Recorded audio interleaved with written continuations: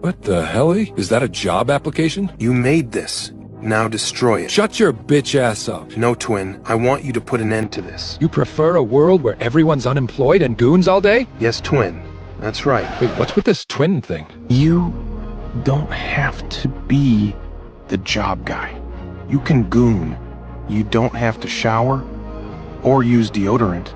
You can say 6'7" and eat mangoes with mustard. But this isn't just brain rot. It's a way of life. And you can live that life. Hello again. Welcome back to Finland. In the last video, we experienced the many wonders of Finnish culture. Building a rally car, getting very intoxicated, tractor driving, bug, dying of dehydration, hydraulic press channel, dying from pissing on the TV, dying from giant wasps, getting into a bus, having the bus collide with another car head-on, getting stuck, reverting your progress, hopping on a motorbike and dying from a rally car smashing into you at 150 kilometers an hour. No! You know, normal Finnish stuff. Last video we died a lot of times, and made zero progress, because every time I died, I had to start over from the beginning. In this video, I've disabled permadeath. Trust me, this was a good idea. Today, we're gonna actually build up our rally car, and, with some luck, win the rally. Death will not stop us, but it'll definitely get in the way. So, let us begin. We began back at home, with the car ready for assembly. I got the wheels from the wasp-infested mansion, and the car was built. To get the car running, I had to buy a few more things from town. Of course, the only vehicle I had access to was the slow, not fun, very boring tractor. Normally getting to town would take it about 15 minutes. However, I got into town significantly faster because of this.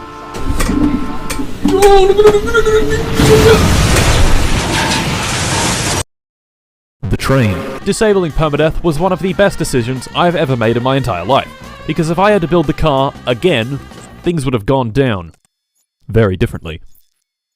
I woke up in the graveyard in town, bought the battery I needed, and pondered how to get home. Our best option was getting a ride from the guy in the green car. My cousin, Pena.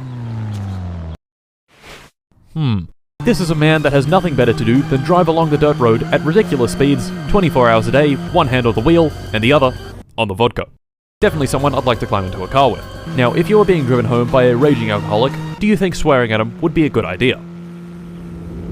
Shortly after giving him the finger, he stomped the gas, accelerated to a very high speed, launched the car at 100 kilometers an hour directly into a tree, and we both died. Maybe swearing at him was not such a good idea, so this time I let him drive me home at a much more reasonable 60 kilometers an hour. Anyway, we were not in fact in an F-14 Tomcat, but in Pena's green car. I stopped him at the side of the tractor and hopped out to survey the damage. To make a very long, painful story short, this tractor is a fucking bastard. The very next thing I did was disconnect the tractor from the trailer, which was a terrible mistake. I fetched the bike back from home and used it to unflip the tractor with about 10 minutes of finagling. Yes! Now from here you'd think things would be easy, right? I could just simply use the tractor to flip over the trailer and then drive off. Nope. First, I tried lifting the trailer with the fork loader. It didn't work. Shit! I unflipped the tractor again. Yes! And tried ramming it. It didn't work. Stop! No! Oh my god! Another 10 minutes of finagling with the bike and the tractor was unflipped again. What? This time, I took things a bit slower, did some maneuvering with the fork loader, and finally got the trailer flipped the right way around. And the tractor flipped over again. No! Another flip of the tractor, and another attempt. I got the trailer completely flat with the help of the tractor, and tried bumping it with a beer case to help get the wheels unstuck. What? And this happened. What? This was after 40 minutes of the same bullshit happening over and over. I'd get the trailer flat to the ground, it would spring itself back into position, and I'd be back at square one. I couldn't take it. It was time to cheat.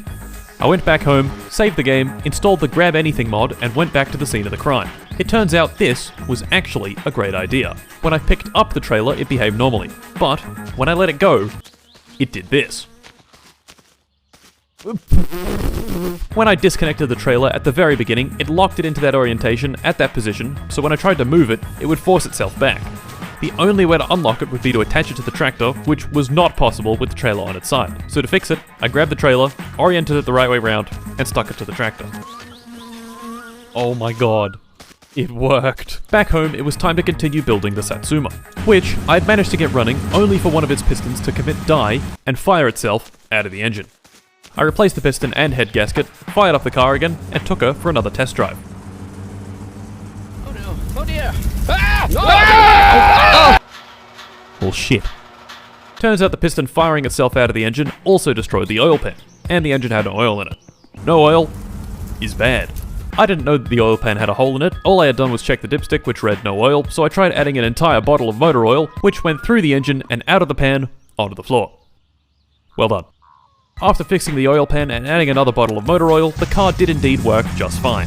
The car worked, but my feeble little brain did not. To test the car, I decided against driving it and instead just revved the engine a bit. Enough to get the water in the radiator hot enough to where it exploded out of the cap.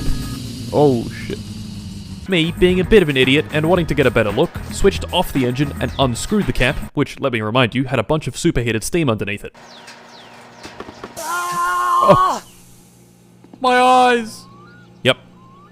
I'm a fucking idiot. Now, the car could run, which is all great, but if I wanted to win the rally race in this thing, I would need to substantially upgrade it. Better tyres, better wheels, a better engine, better exhaust, proper racing seats, nitrous, the list goes on.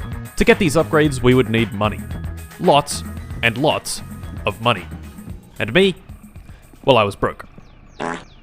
In my summer car, there are a lot of ways of making money. Everything from chopping and delivering firewood, to putting ads in people's letterboxes, to illegally brewing sugar wine and selling it to the local alcoholic. One of the best jobs you can do is finding junk cars by the side of the road and towing them back to the repair shop. The first bit of junk I found was this bucket thing. The day I chose to do this wasn't exactly ideal. Saturday. The rally would be on, and cars would be flying down the dirt road every few minutes. That, however, was not the issue. The issue was these guys standing by the road to watch the rally, and my, less than optimal driving.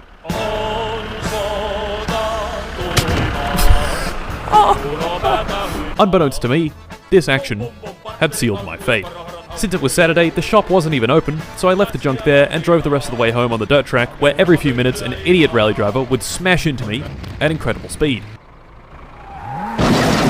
Back home, I sleep. Today was going to be good. Today was going to be productive.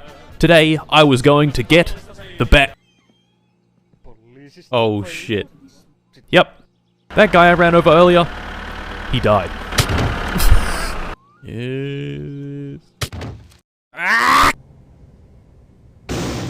Well, shit. Prison. Our stay here was for 10 days. May not seem so bad.